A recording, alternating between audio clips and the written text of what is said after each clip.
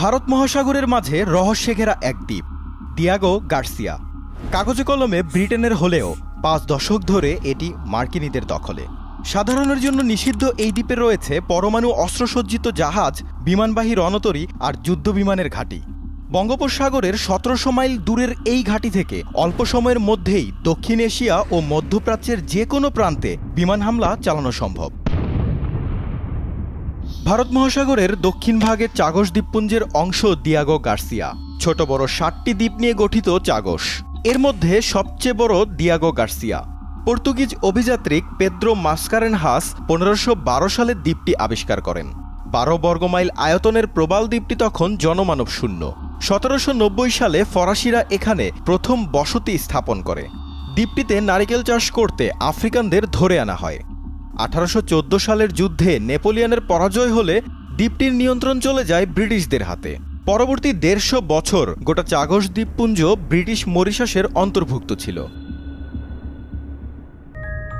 দ্বিতীয় বিশ্বযুদ্ধের পর ব্রিটিশ সাম্রাজ্য নাজুক হয়ে পড়লে স্বাধীনতার দাবিতে ফুঁসে ওঠে মরিশাস। ভারত মহাসাগরে তখন আধিপত্য ধরে রাখতে মরিয়া ব্রিটিশ সরকার। 1965 সালে চাগসকে মরিশাস থেকে আলাদা করে ব্রিটিশ ইন্ডিয়ান ওশেন টেরিটরি ঘোষণা করে ব্রিটেন। এ সময় যুক্তরাষ্ট্রও এই অঞ্চলে কৌশলগত সুবিধাজনক একটি এলাকা খুঁজছিল, যেখানে তাদের পরমাণু অস্ত্রসজ্জিত জাহাজ, বিমানবাহী রণতরী ও বোমারু বিমান মোতায়েন রাখা যাবে, কিন্তু থাকবে সবার দৃষ্টির অগোচরে।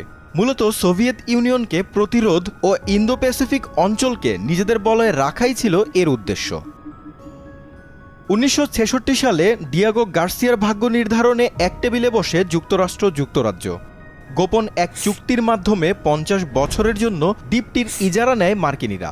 বিনিময়ে ব্রিটিশদের সাবমেরিন মিসাইল বাবদ $14 মিলিয়ন ছাড় দেয়া হয়। 1970 সালের মধ্যে 1000-এর বেশি আদিবাসীকে দ্বীপটি থেকে উচ্ছেদ করা হয়। অনেককে মরিশাস ও সিসিলিস দ্বীপে পাঠিয়ে দেয়া হয়। উন্নত জীবনের লোভ দেখিয়ে কাউকে কাউকে তখন ব্রিটেনের মূল ভূখণ্ডেও নেওয়া হয়। এরপর গোটা দ্বীপকেই পর্যটকদের জন্য নিষিদ্ধ করা হয়। 70-এর দশকের মধ্যে ডিয়াগো গার্সিয়া রূপান্তরিত হয় একটি শক্তিশালী মার্কিন নৌঘাঁটিতে। যোগাযোগ সহজ করতে দ্বীপটিকে বেষ্টন করে তৈরি করা হয় সড়ক, নির্মাণ করা হয় একটি সামরিক বিমানবন্দর, বড় জাহাজ নোঙরের জন্য বানানো হয় গভীর সমুদ্র বন্দর। বিদ্যুৎ ও সুপেয় পানির চাহিদা পূরণে নির্মাণ করা হয় পৃথক প্লান্ট, জ্বালানি তেলের মজুদ কেন্দ্র থেকে শুরু করে সৈনিকদের জন্য প্রয়োজনীয় নানান স্থাপনা। এমনকি গোটা পৃথিবীকে ঘিরে রাখা জিপিএস-এর 4টি গ্রাউন্ড স্টেশনের একটি স্থাপন করা হয় এই দ্বীপেই। 80-এর দশকের মধ্যে ডিয়াগো গার্সিয়া বনে যায় যুক্তরাষ্ট্রের এশিয়া প্রশান্ত মহাসাগর অঞ্চলে অবস্থিত 2টি গুরুত্বপূর্ণ ঘাঁটির একটিতে।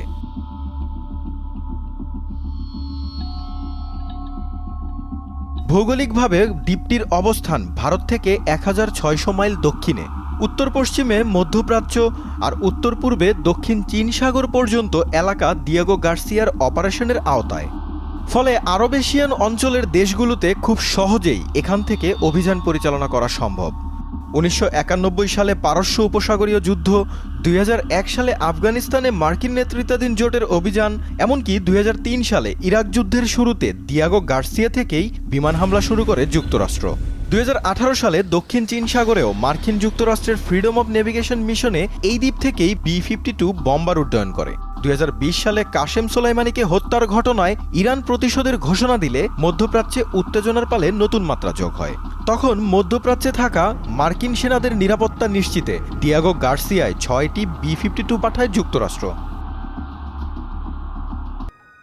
গোপনীয়তা আর রহস্যের চাদরে মোড়া ডিয়াগো গার্সিয়ার তেমন কোনো প্রকাশ্য ছবি নেই। স্যাটেলাইট ইমেজ আর বিমান থেকে তোলা ছবিতেই দ্বীপটির যেটুকু দৃশ্যমান।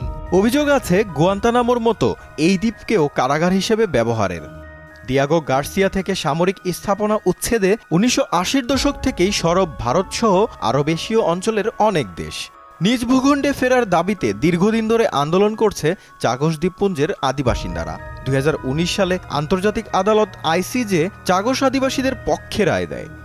ICJ জানায় 60-এর দশকে ব্রিটিশদের উপনিবেশীকরণ পদ্ধতিটি বেআইনি ছিল। যুক্তরাষ্ট্র ও যুক্তরাজ্যের মধ্যকার 50 বছরের চুক্তির মেয়াদ 2016 সালে শেষ হয়। তখন 20 বছর বাড়িয়ে 2036 সাল পর্যন্ত চুক্তিটি নবায়ন করা হয়। বর্তমানে ডিয়াগো গার্সিয়াতে কোনো স্থায়ী জনসংখ্যা নেই। তবে প্রায় ৫,০০০ মার্কিন এবং ব্রিটিশ সামরিক সেনা মোতায়েন আছে দ্বীপটিতে।